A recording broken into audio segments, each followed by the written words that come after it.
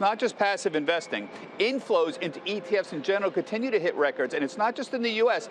Other parts of the world, Canada and Japan, for example, as well. Here in the U.S., assets under management, look at this, top $4 trillion. That's good news. There's more than 2,000 ETFs you can pick from, 136 ETF providers.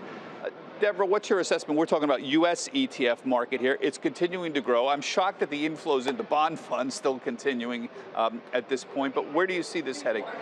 I think we're still in the early days of adoption because I think ETFs are now moving to a level playing field. With the ETF rule coming to market, it really means bringing ETFs out will be as easy as mutual funds. You don't have to apply for exemptive relief, which meant it took sometimes 681 days. So you think there's going to be more ETFs? We got 2,000 already. Do you think there's going to be more coming? Well, look how many active funds there are, right? So I think that you'll find that different types of products will come to market. I mean, we have hedge fund replication, and I mean, an interesting point is today the ETF industry globally is $2.5 trillion bigger than the hedge fund industry. And if you look at asset-weighted returns of hedge funds as an industry, for the past 8 years, they've underperformed the S&P. Now, you might not say that's the right proxy, but clearly you're paying a lot for those funds, and they're still not delivering alpha. But Nick, you pay attention to these numbers. I see them in your excellent commentary every day. The top ETFs just keep getting bigger. Here's a stat from Deborah. I think you provided this. The top 10 ETFs in the U.S. are 28% of the ETF by market cap here. The top 20 are 40%. Wait a minute, we have 1,600 ETFs, no, 2,000 ETFs, excuse me, and 20 of them are 40% of the market. It seems like we got a lot of ETFs that don't have any assets at all, essentially, at this point. And does this make sense?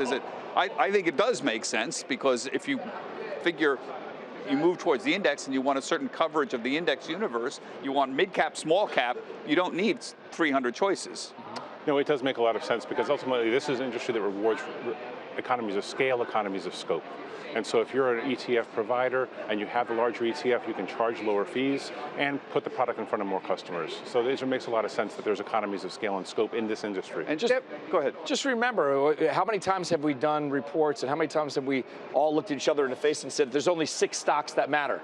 Yeah. So it's going to be the same thing with ETFs, that you're going to have only 28 ETFs that matter. So all of these encompass everything, but they mute the risk of buying a bad biotech stock that blows up and is down 40% the next day. You could mute that risk. And Deborah, does it bother you with the same thing as with the ETF providers? We have, what, 140 or something ETF providers out there, and 5 of them are 90% of the market. And essentially, iShares, which is BlackRock, here's the numbers up there, and Vanguard, and Spider, which is State Street, and Schwab and First Trust, added up, that's 90% of the market, and 5 out of 136 or 140 practically own the market. Does that matter at all, or is there any reason for us to care about that, or is this a sign those 5 are doing a darn good job? I think it's a sign they're doing a good job, and it's economies of scale, as you just heard, right? So I think basically once you get large, there's a huge first mover advantage. And I also think there's a level of comfort with investors going to large firms, right? It's kind of covering your backside. You can't make an excuse for going with someone like that. So I do think we'll continue to see, look at the first ETF that was launched in the US that turns 27 next year, right?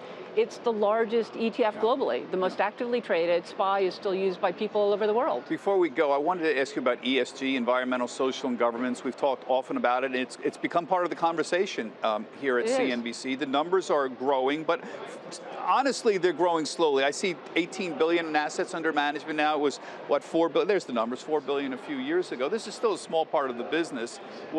Give us 20 seconds on where you see that going. So I think it's becoming increasingly important, driven in Europe by the regulators, forcing it to be part of the discussion, and driven by people like your kids, right? They're going to have a view that they don't want to invest in companies that aren't doing things to help the climate or the state of the world going forward. So I think many people want to exclude certain types of stocks, and I think people want to reward those that are doing well. So I think ESG will no longer be discussed 5 years from now, because the indices will be including those types of factors, and it'll be mainstream. Still tough to get the metrics right, particularly on governance things, giving point values, but they're trying. It's a lot more scientific than it was 20 years ago. Exactly. We're not going to buy cigarette companies. You know, it's gotten an awful lot better. And 20 seconds? Look, all the big ESG funds, all the big 5, they all own 4% energy. They all own ConocoPhillips.